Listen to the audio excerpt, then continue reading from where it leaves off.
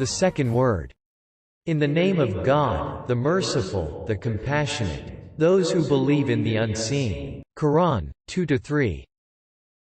If you want to understand what great happiness and bounty, what great pleasure and ease are to be found in belief in God, listen to this story, which is in the form of a comparison. One time, two men went on a journey for both pleasure and business. One set off in a selfish, inauspicious direction, and the other on a godly, propitious way. Since the selfish man was both conceited, self-centered, and pessimistic, he ended up in what seemed to him to be a most wicked country due to his pessimism. He looked around and everywhere saw the powerless and the unfortunate lamenting in the grasp of fearsome bullying tyrants, weeping at their destruction. He saw the same grievous, painful situation in all the places he traveled. The whole country took on the form of a house of mourning. Apart from becoming drunk, he could find no way of not noticing this grievous and somber situation. For everyone seemed to him to be an enemy and foreign. And all around he saw horrible corpses and despairing, weeping orphans. His conscience was in a state of torment. The other man was godly, devout, fair-minded, and with fine morals, so that the country he came to was most excellent in his view. This good man saw universal rejoicing in the land he had entered. Everywhere was a joyful festival, a place for the remembrance of God overflowing with rapture and happiness.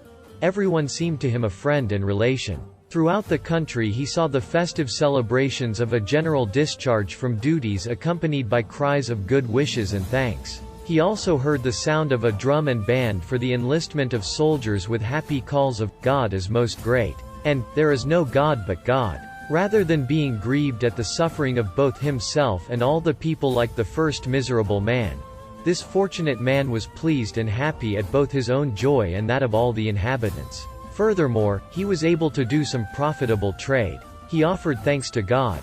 After some while he returned and came across the other man.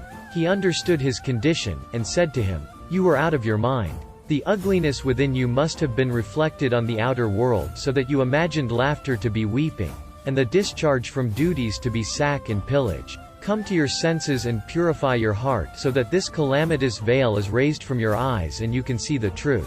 For the country of an utterly just, compassionate, beneficent, powerful, order-loving, and kind king could not be as you imagined, nor could a country which demonstrated this number of clear signs of progress and achievement."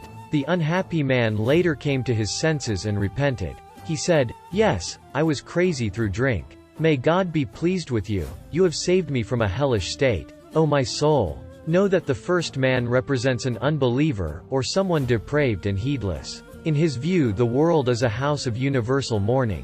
All living creature are orphans weeping at the blows of death and separation. Man and the animals are alone and without ties, being ripped apart by the talons of the appointed hour. Mighty beings like the mountains and oceans are like horrendous, lifeless corpses. Many grievous, crushing, terrifying delusions like these arise from his unbelief and misguidance, and torment him. As for the other man, he is a believer. He recognizes and affirms Almighty God. In his view this world is an abode where the names of the All-Merciful One are constantly recited, a place of instruction for man and the animals, and a field of examination for man and jinn. All animal and human deaths are a demobilization. Those who have completed their duties of life depart from this transient world for another, happy and trouble-free world, so that place may be made for new officials to come and work.